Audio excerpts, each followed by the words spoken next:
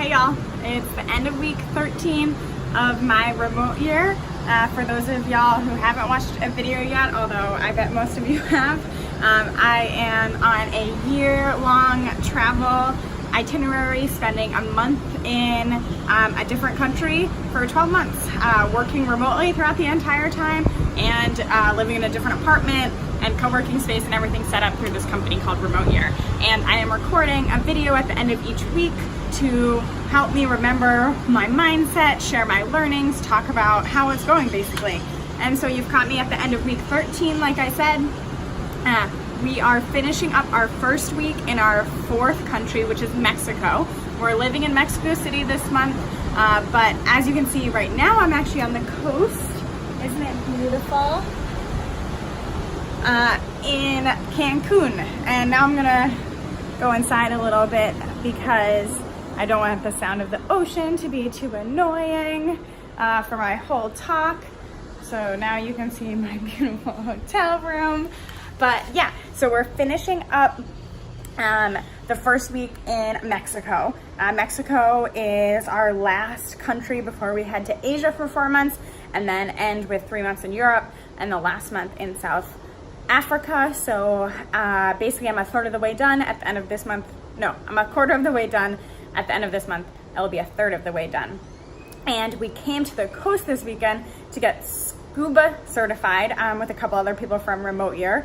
So I guess I'll probably just talk about that first because it was one of the coolest experiences I've ever done in my life. We went to Playa Del Carmen. We got certified through this group called Scuba 10. And it was just so cool. Like heading into it, I was definitely nervous. I think mostly because I felt like there was so much that I had to learn, and what was I going to be able to remember it all? If you forget it all and you're under like 30, 40, 50, 60 feet underwater, you're screwed. Like I think there was just a lot of anticipation heading up into it. But it's so cool to think about. 3 days ago, I had no idea how to scuba, and now I've done 4 dives and I actually feel pretty comfortable underwater. So it's just, I think it's amazing how much your mind can actually handle, and how much we can learn as humans, how much we can adapt, and how much you can push through fear. It's just like a mindset. So we got them to condense the course into just 2 days because we don't want to take any time off of work. And so the first half of the day, the first day, we just did hours in the pool, learning like how to breathe, what to do if you run out of oxygen, all of the things that you learn. And then the second half of the day, we went straight to the ocean. Literally, we took the boat out and there wasn't even time to like think. It was like, okay, cool, you're getting in the water, you're going down. And I actually think that was good because it didn't give your mind time to mentally freak out. Because I think if you actually, I'm sure there's a certain level of danger involved, and I'm sure someone could watch this video and tell me the percent of scuba accidents or something, but I think a lot of times fear actually doesn't make you afraid of the rational things you should be afraid of, like driving in the car. We do that every day, and my guess is there's a higher likelihood of dying in a car accident than in a scuba accident. I'm actually gonna check that after this, because I think your mind just creates fear in areas that maybe there doesn't need to be as much fear. So this was really cool because I had a second to start getting nervous, and then all I had to do was tell myself, okay, all I have to do is breathe steadily, breathe out of my mouth, and that's it. The fear itself is actually what will make it more dangerous. And then the second day was just even more amazing because then you get more and more comfortable with every dive you do.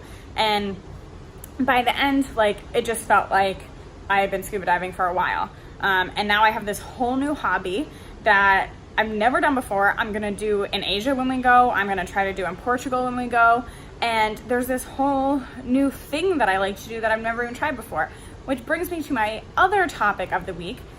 I guess this week I don't really have one takeaway theme. I kind of just was gonna talk and see where it went. And this is where it's taking me, which is I've now done more things on Remote Year that I've been wanting to do, but had never taken the time to plan.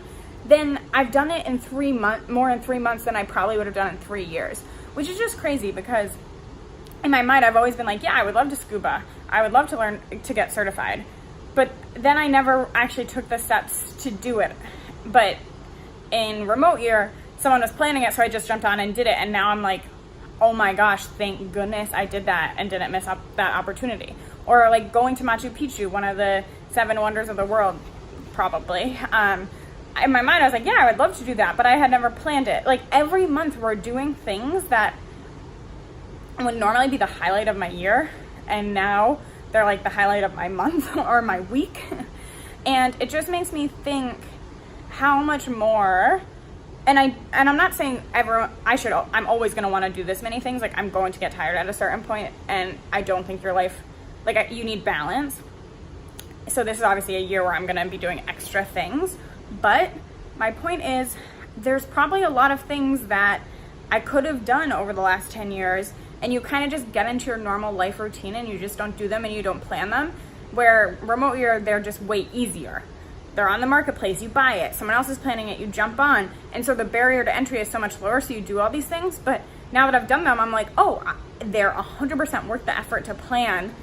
And like, yeah, some of them are expensive, but like we found a really cost-effective Scuba certification, and it's possible. So it's just making me realize how, and I want to think more about how I can keep the mindset of, you know, taking advantage of life and weekends and minutes and days like I am on remote year. Probably, like I said, not to the extent, but like, why shouldn't I have gotten Scuba certified over the last 10 years? If I love the ocean, I always thought I wanted to.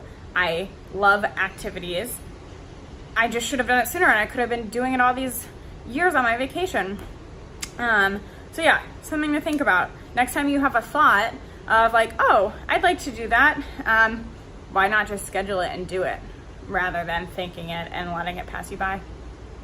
So yeah, that's my thought for the week.